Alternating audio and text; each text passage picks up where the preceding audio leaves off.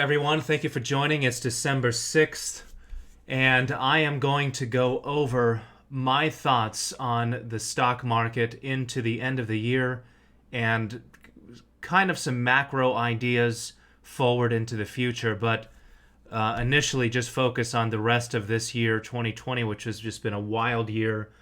I know that everybody who has been trading probably feels like they've aged 3 years in this year alone.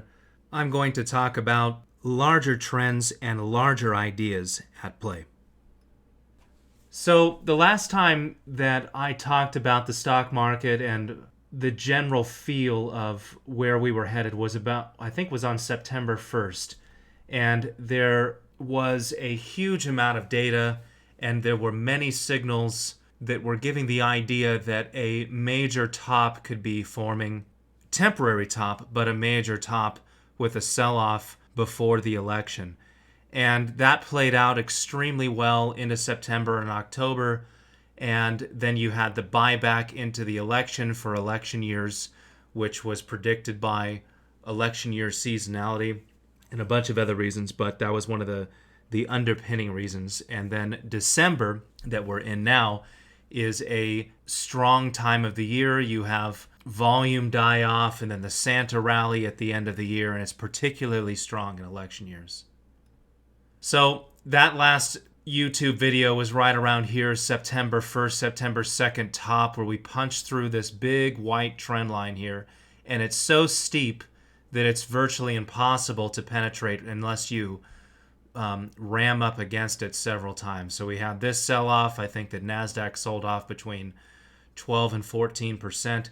And we've done this nice consolidation pattern into the election, which is right around here, bought through the election. Then you had a big Pfizer headline that punched Dow Jones up to 30,000.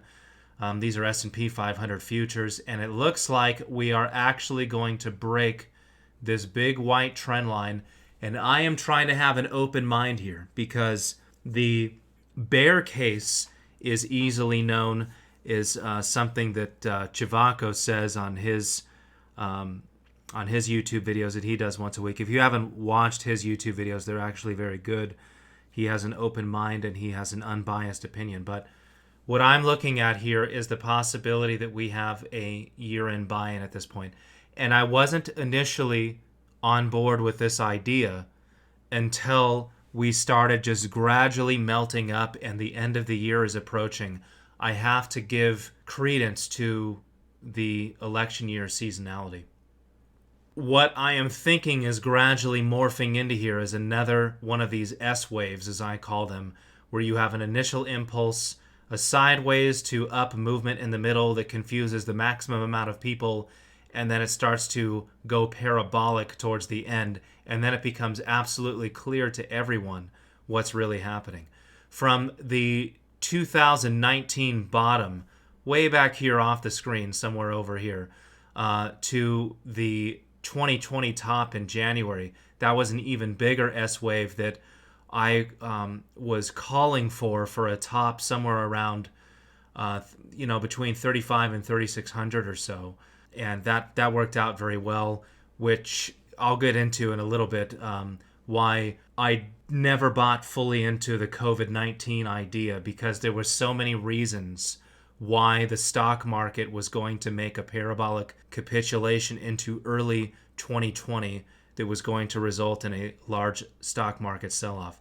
So the longer this month progresses, the longer I think that we can actually obey election year seasonality into the end of the year with a nice Santa rally the last 1 to 2 weeks and end on December 31st and possibly have another stock market hangover again into January 2021 or February 2021. Very similar to this last year and very similar to 2018, right after the Bitcoin all-time high top back then, we had a big capitulation. It's a little bit different this time, but it's possible that we can get the same idea. The percent distance above the 200-day moving average is back up above 15% again. So these are 1999 levels again that we're experiencing. And the second time you hit this is something like 1999 in my mind, where we can go much higher than people are willing to admit. So that's how you get things like a Tesla 5-to-1 split, and then Tesla gains 100% again in only a matter of months, and that's how you get things like that. I'm a huge fan of seasonality, and in this case, using seasonality trader that's offered at the Daily Edge, 40-year election seasonal cycle going back to 1980. This was one of the big reasons that we bought into the election, was the expectation of some kind of a late October bottom that's predicted as mid-October, late October, and then buy into the election in anticipation of a big rally to the end of the year. That's exactly what we got. A November 1st buy-in in this case, or October 31st, and then rally to the end of the year. So this is that S wave that I'm talking about that could end in some kind of a capitulation top at the end of the year. Traditionally, Dow Jones kind of has a consolidation period at the first part of December that ends with the next FOMC statement, and this year it's on December 16th. That's next Wednesday. With the final rally, this right here is the Santa rally that a lot of people talk about. And in election years, it's more pronounced. So volume is drying up, and the market is giving less and less reasons for a big correction. So the idea that the market is going to have a big correction at the end of the year, that idea is slowly running out of gas the further we get into the end of the year. And if we can hold the current levels above that big ascending trend line on S&P 500 futures, it gives way to the idea that we can go up even higher. This last week, or for November, there was a massive surge in the M1 money supply, and that's denoted by this big, huge jump in this blue line right here. And at the bottom, I have the percent distance above the 200-day moving average again. Huge jump, and the bond buying program is still at a steady state of buying for U.S. Treasuries, kind of up and down for mortgage-backed securities, but those don't matter as much. And then the cumulative buying of both is up at the top.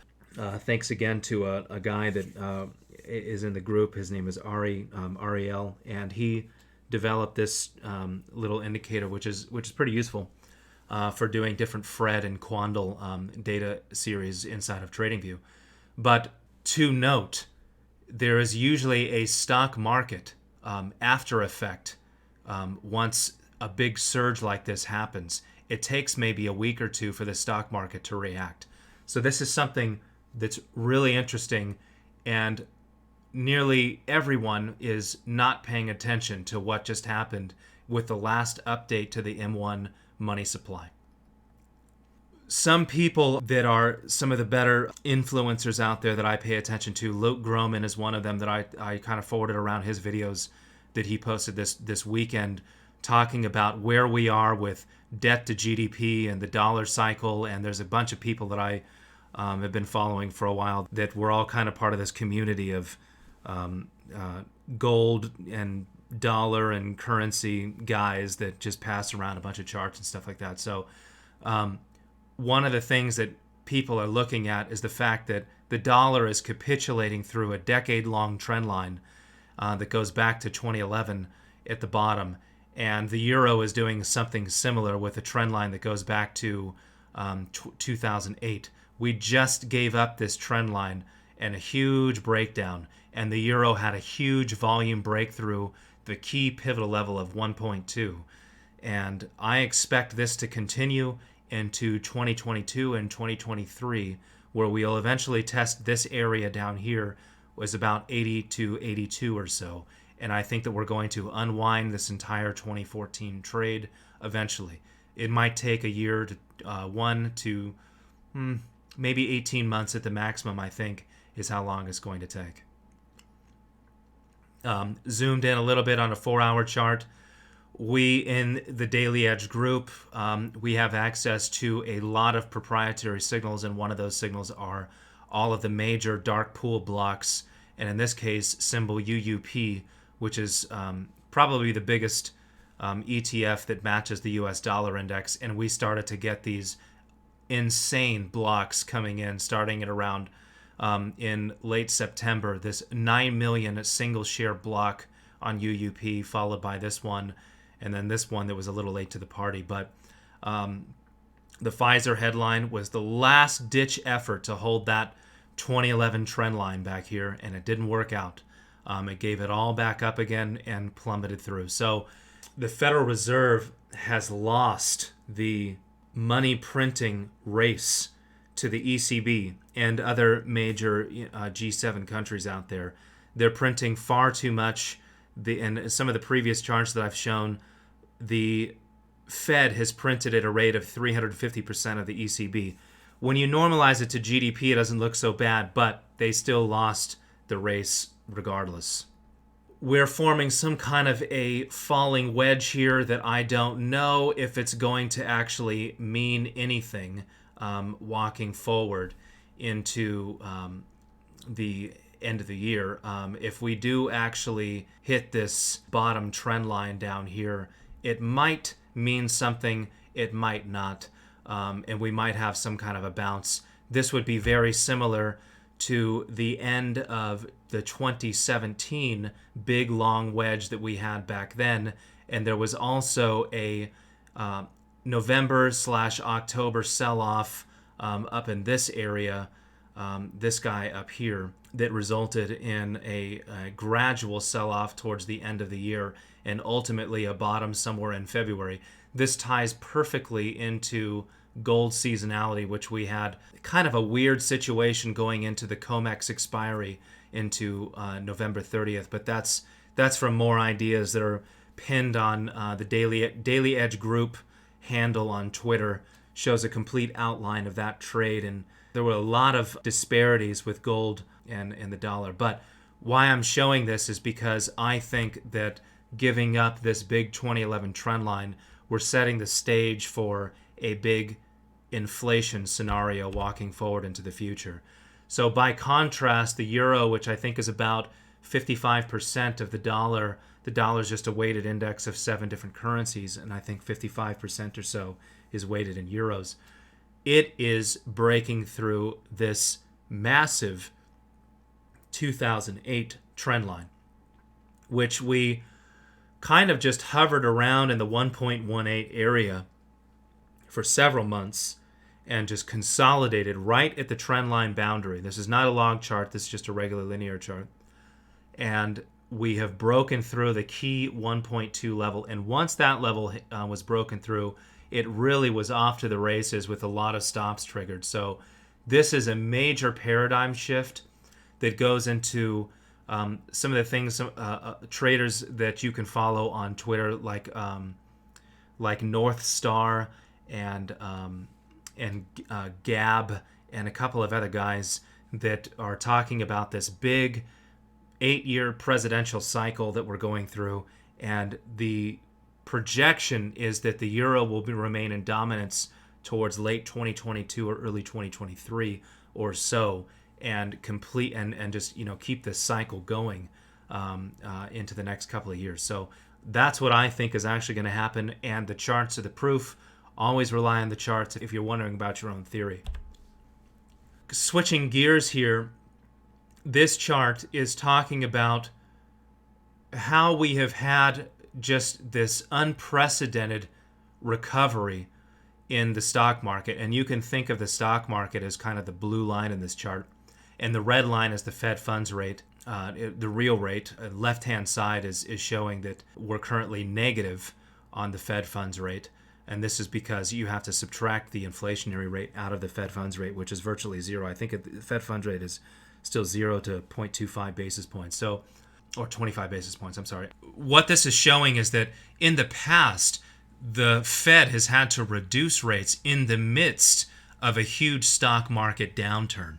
And I'm going to get into that in just a second with some charts that I did late last year in September talking about this very idea. So something that I talked about that I posted in 2019. When did I post this? December 4th, 2018. I talked about how the 10-2 yield curve, which is really the canary in the coal mine as far as market health, was approaching parity.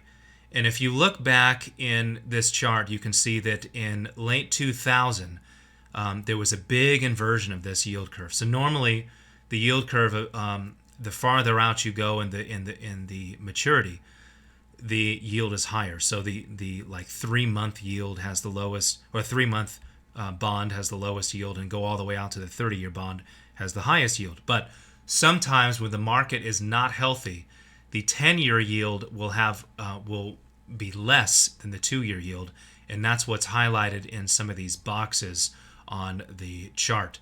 So back in the great financial crisis, you had the yield inversion here, and the stock market, S&P 500, was still going up in the midst of this yield curve inversion. So that means that usually what that means is prepare for a stock market collapse, but when?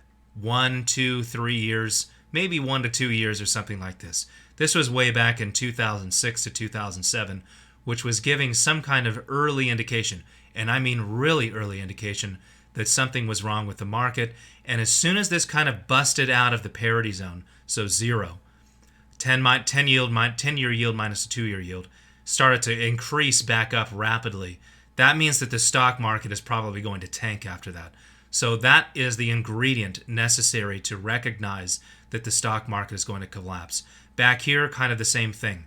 Kind of touched on it back here in 1998, but the stock market was able to go back up. And that's kind of what I think that we're in right now. A touch on the inversion of the 10-2 yield curve, and then the stock market in red, S&P 500, was able to escape and rapidly accelerate back up. But the next time that this yield curve went down in negative territory, that kind of was the ultimate ominous sign. This was the dot-com bubble, and then as soon as it escaped out of negative, the stock market started to come down, and the yield curve actually went up into the future as the economy was in a recession, noted by this gray area here. And even after the stock market hit a bottom, S&P 500 hit a bottom, this yield curve was still increasing until it started to gradually come down again. So this is Federal Reserve intervention, lowering rates, lowering rates, lowering rates, lowering rates, until finally you get to this inversion again, and then they hold the federal funds rate, which I'm going to show in the next idea. They hold that steady, which is, quote, the squeeze. I'm making quotes with my fingers. And the stock market still tries to go up, S&P 500 still tries to go up, but it doesn't work forever. Another recession is triggered. This 10-2 yield spread skyrockets and keeps going up into maybe about a year after the bottom or so. So March 2009 was around right here. And then quantitative easing started to mess with this whole thing right away, and all the way until 2014 when quantitative easing ended right there. At this little bottom right here in late 2014 is when they ended quantitative easing, and you had a big stock market correction right here in S&P 500, and then this yield spread has continued to go down. So this idea, this is the actual idea on TradingView. If you walk this forward, press play here. Around September 2019, last year, we barely hit negative territory with the 10-2 yield spread. And what happened right then? That was when repo started, was the result of this, and banks were in crisis because, I could do a whole session on that reason.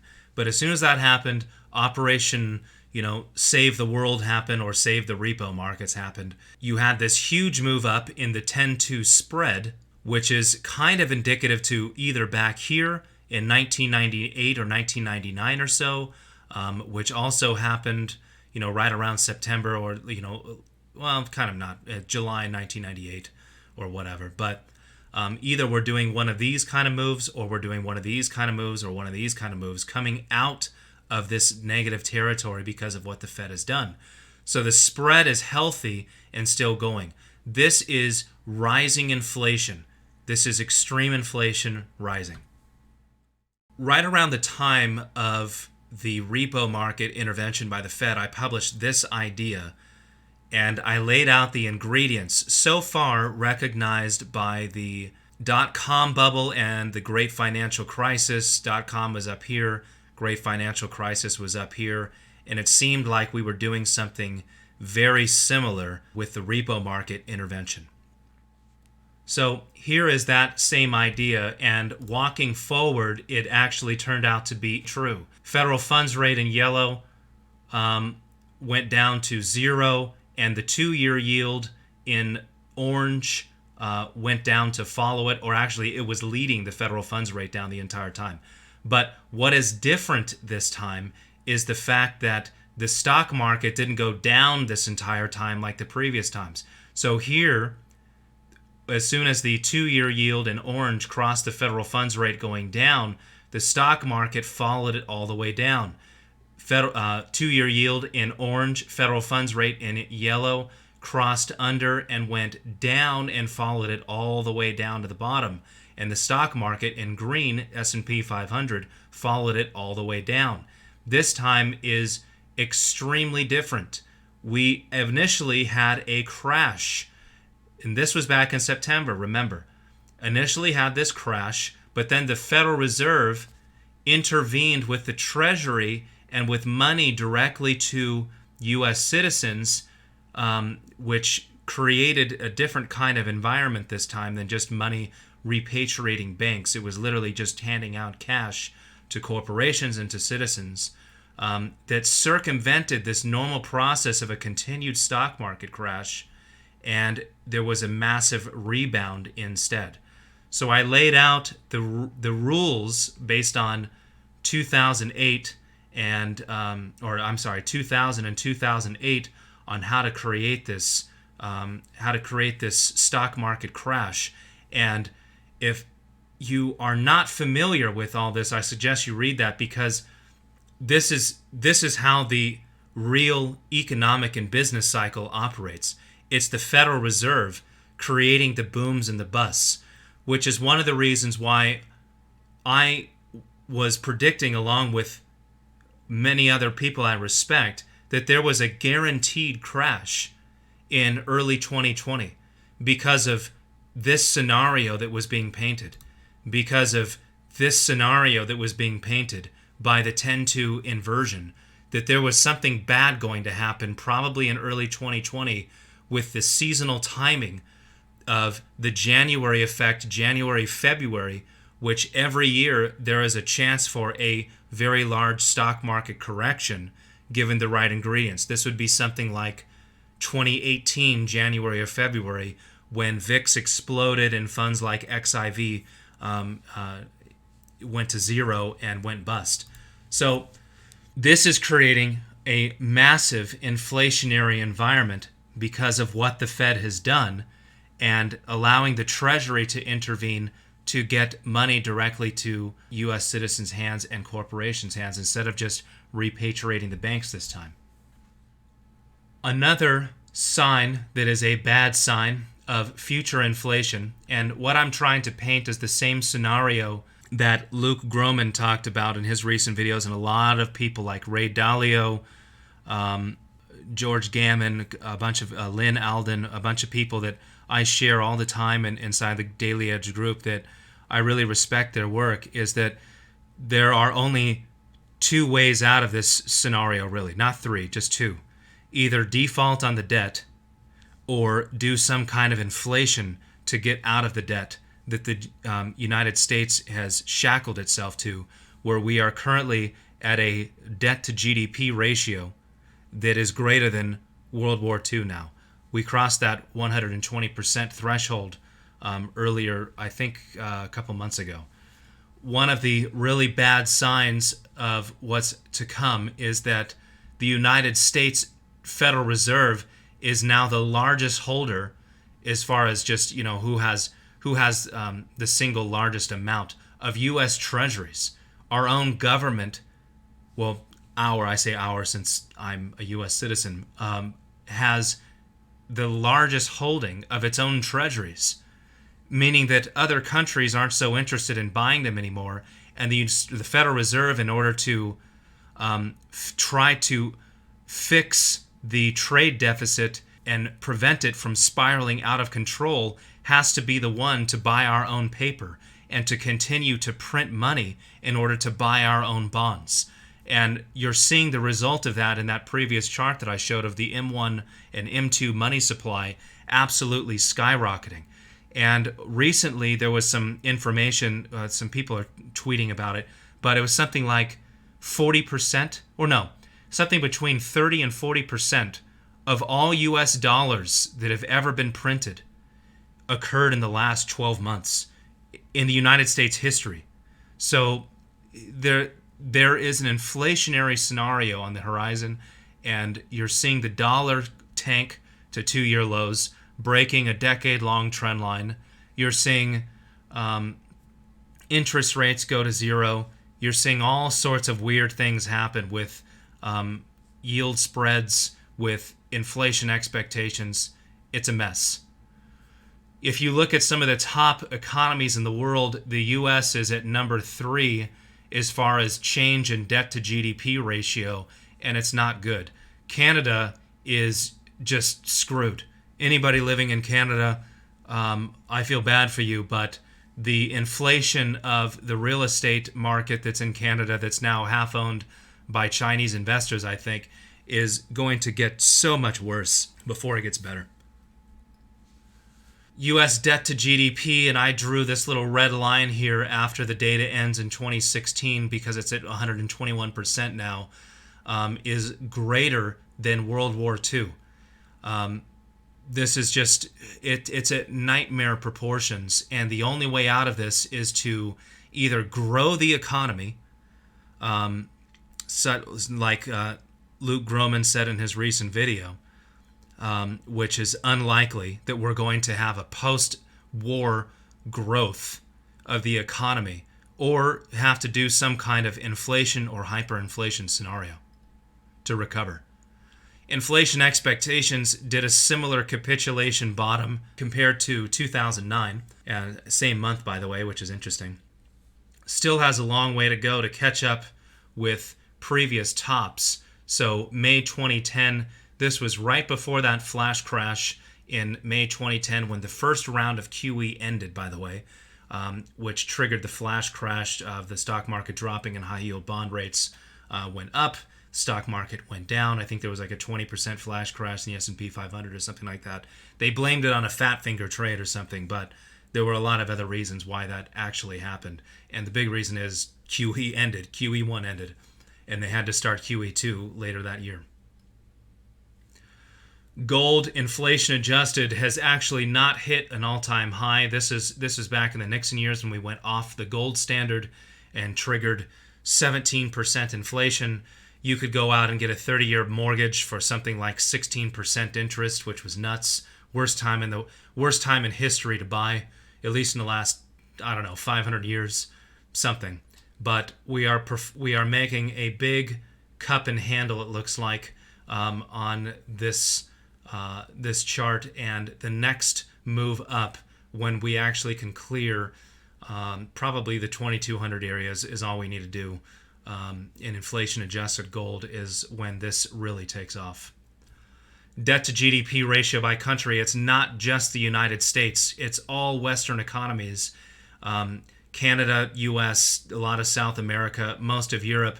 The countries that are safe, Middle Eastern countries that have Sharia law, no interest by law, and a lot of other good things going for them. And Russia, I can't really speak to that and why they are in the same boat. I don't know. There's probably a good reason for that. I'm just not sure right now.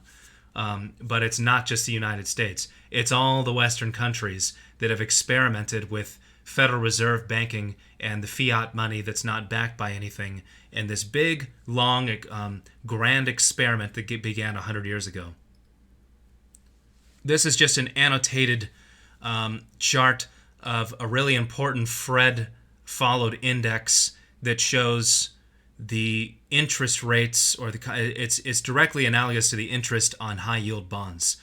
When there's a big correction in the markets, High yield bonds sell off. Those are corporate bonds. Those are junk bonds.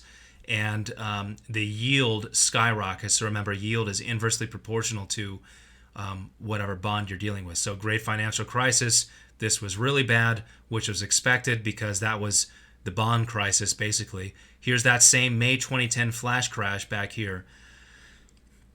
2011 correction. This was the end of QE2. Here's the end of QE1, end of QE2. Big head and shoulders, 20% correction. And then QE3 started, an Operation Twist somewhere around here, early 2012. That's or late 2011. That's when the gold market crashed. And then we got down to this 3.5 threshold, which is really important. So this is something that I'm looking at walking forward. 2015, 2016, this was the end of all the QE.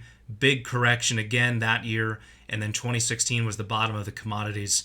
And we kind of hovered around this 3.5 threshold or so in the high yield bond yield for junk bond yields before we finally had this retest in early 2020, it looks like, and then the COVID-19 crash. I'm not a conspiracy theorist per se, but there were a huge amount of reasons why COVID-19 could be used as a global excuse across all Western economies for a massive central banking, quote, reset.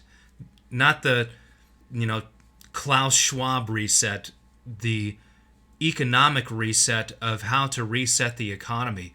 There were so many red flags starting in September with the repo crisis, that there was almost a guarantee of a huge correction happening in early 2020. And what I kind of want to look at here is the fact that this curve here on the junk bond yield, I think it needs to eventually come back down to this 3.5 area. And while this is actually going down, the stock market continues to go up.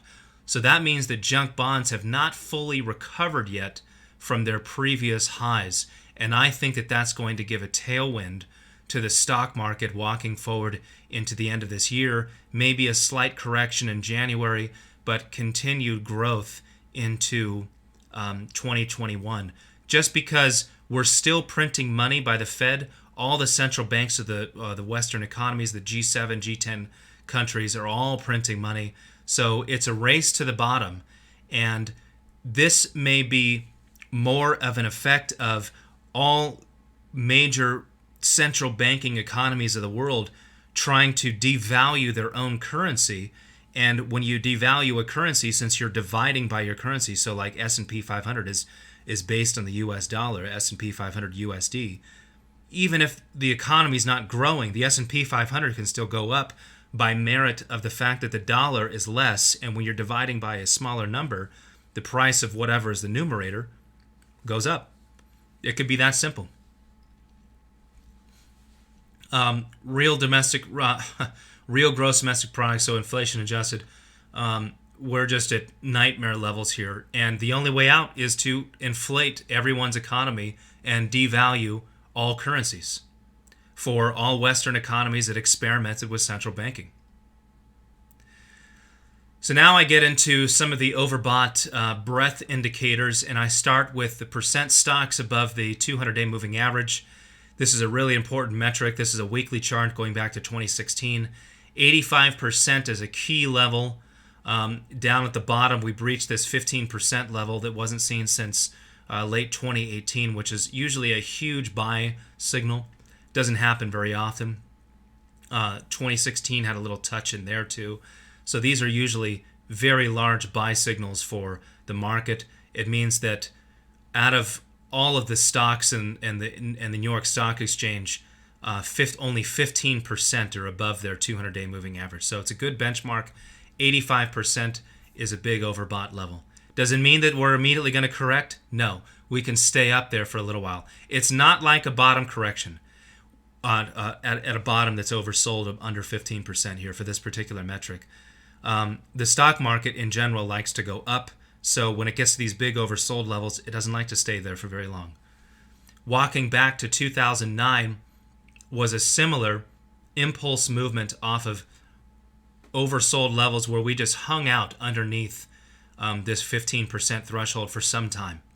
I say quote sometime in my quotes with my fingers, but this was a Lehman Brothers collapse right here, October 2008, and then kind of a bullish divergence, new low here to March 2009, and then a huge impulse movement up. Percent stocks above the 200-day moving average.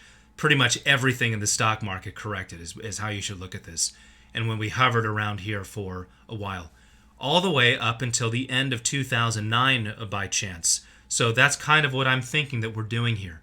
We are hovering. We are going to hover at this overbought level until maybe sometime early next year, and then maybe have a correction.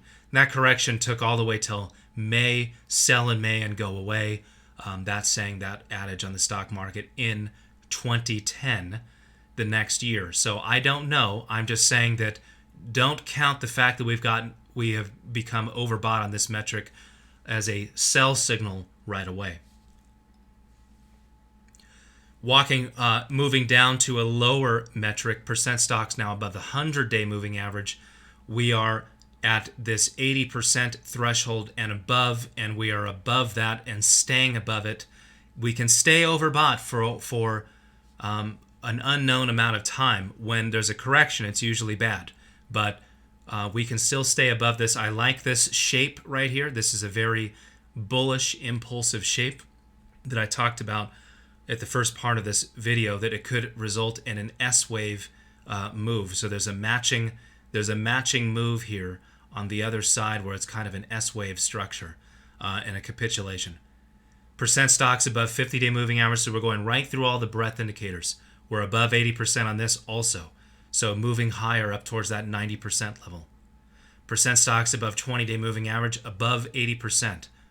And this is the last item that I'm going to show. I was going to show the percent stocks above the 5-day moving average, but and they're also above 80% now as well. And the moral here is that once you get all of these breadth indicators in the same direction, that means that everyone is locked into the market, everyone is long, nobody's short. You don't particularly know when the bottom can fall out, and it's extremely difficult. Trying to call a top, very bad. Wait for some kind of a crossover. We use ATR stops in the Daily Edge group, and those work actually very well. Wait for like a 4-hour trend flip and see what actually happens after that, and start to get in with smaller shorts. But when the correction comes, usually it's very swift, like May 2010, like January 2018. It can come fast, and it doesn't let anybody in on the way down. So I don't know if we're quite there yet. VIX is still elevated near the 20 level. It's not at previous crazy oversold levels like late 2017, early 2018, where it got down all the way down to 10 and stayed under there for a couple of weeks. That was the reason for that correction, was just an overbought correction, and VIX just got under 10 and stayed under 10 for too long. It was just a complacency correction. I'm not sure how big the correction can be, but what I do know is that the longer that this stays sideways and grinding up and melting in this middle section right here, the more there is a probability for it to go up, like this first impulse sideways, and then have another kind of capitulation blow off. And the timing would be perfect with seasonality that I talked about at the beginning of this video for Dow Jones seasonality in election years, to have that capitulation right into the 1st of January. Bottom line, I think walking forward, there's an increasing probability that we're going to have a rally into the end of the year based on a variety of indicators. The dollar is down. It's dumping down fast. It's probably going to continue to stay low or continue to melt into the end of the year. It's highly likely.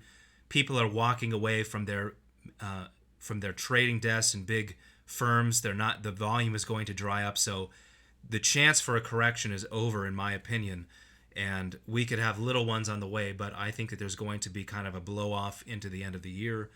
And then walking forward after that, it is my theory that the United States combined with major Western countries that are involved in central banking are going to try to devalue their currency and inflate away their debt problems that are at nightmare proportions. We are at debt to GDP ratios that have not been seen since World War II, and we have surpassed those now. And no matter what anybody tells you, there is going to be a reckoning eventually from that. And commodities are showing it. They're showing the inflation. All the major industrial metals, copper, zinc, steel, lead, uranium, everything is skyrocketing. Gold is actually doing extremely well. It's had a consolidation over the past couple of months, but that's normal for seasonality from August all the way to December. That's a normal scenario. Silver, same thing. Big moves this year. Inflation is coming, and if there is real inflation this time because the Treasury is involved and they're handing out money in cash directly to people and to corporations, you're actually going to see that M2 velocity increase for once instead of just banks being repatriated. Okay, thank you for your time and good luck this week.